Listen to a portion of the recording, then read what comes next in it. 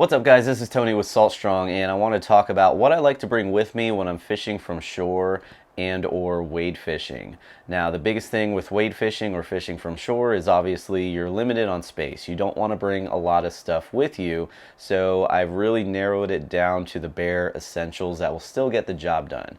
So as you can see here, I have some lures laid out, some jig heads, some hooks, leader, and some accessories. So I want to go through and talk about each one and why I would bring what I have here laid out on the table. So number one, let's go ahead and talk about lures. Lure selection can be very, overwhelming at times. There's so many lures out there, it can be tough to figure out what to bring.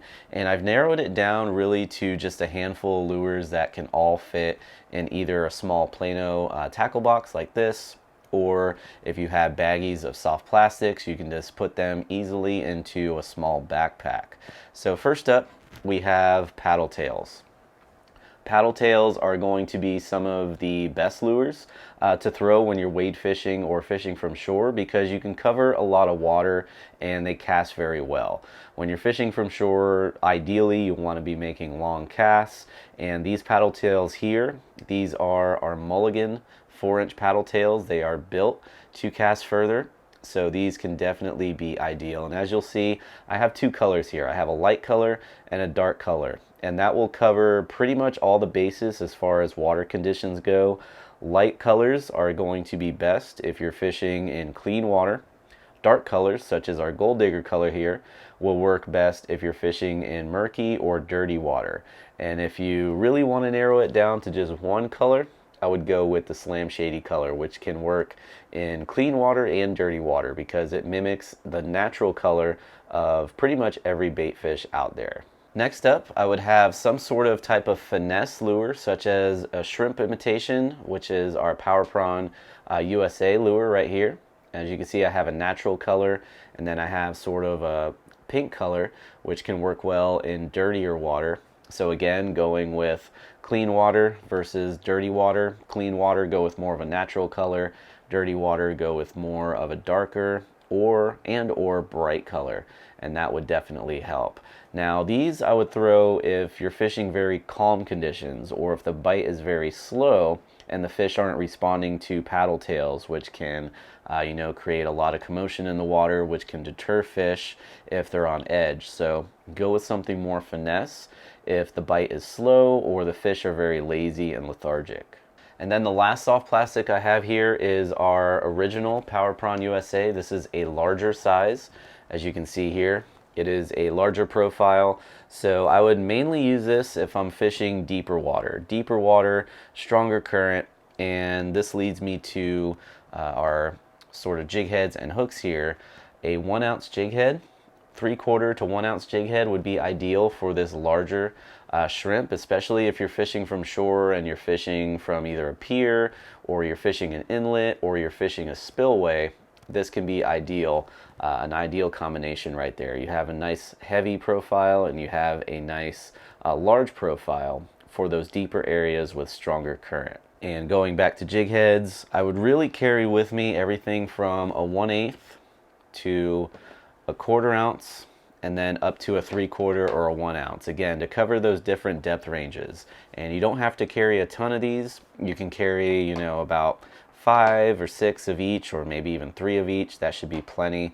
But again, as you can see here, they all fit very well in this tackle box, which I'll talk about in a little bit. But next up, we have our weedless hook. This is our Haas Helix hook. This is a 3/0 1/8 ounce. That size works really well for a variety of soft plastics. You can really rig up any of these soft plastics on this one hook, which makes it very ideal. So again, 3/0 1/8 ounce Haas Helix hook. Again, have anything from 5 or 6 of these hooks, and you should be good for the day. You really don't have to pack for a week-long trip. Just bring what you need for the day. And then as far as hard plastics go, I would have a topwater, such as our Moonwalker right here, a topwater lure.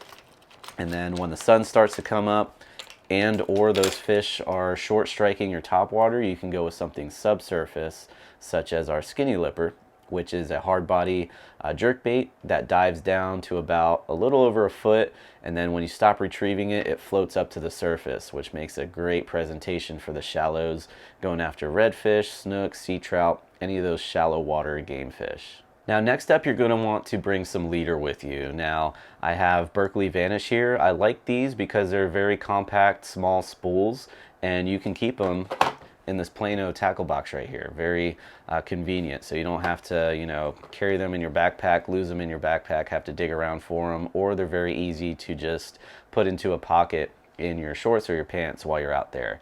And as far as the strength goes, that will really depend on the species you're going after. I like to have at least one spool of 20 and one spool of 30. That will pretty much cover all the bases when it comes to going after, you know, sea trout and redfish, which would be more on the 20-pound side. And then if I have to put a 30 or 40-pound tippet on the end for snook or tarpon, I could do so.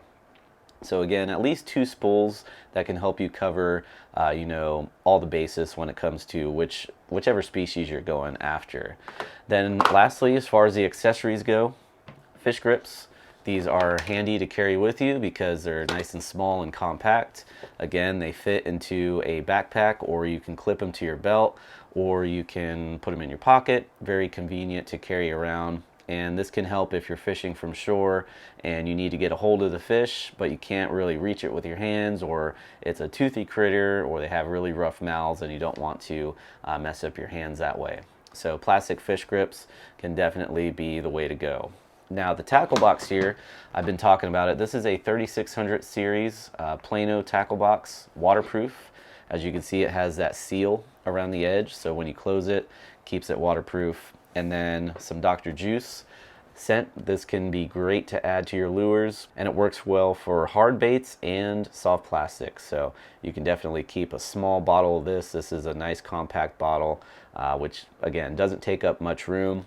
And then lastly, a pair of scissors slash pliers slash split ring pliers. As you can see here, they have that little notch on the end if you need to swap out your hooks on your hard baits to get into the split rings. They also act as pliers. As you can see here on the end, they have a flat surface where you can grab onto a hook and get it out of the fish's mouth if you need to.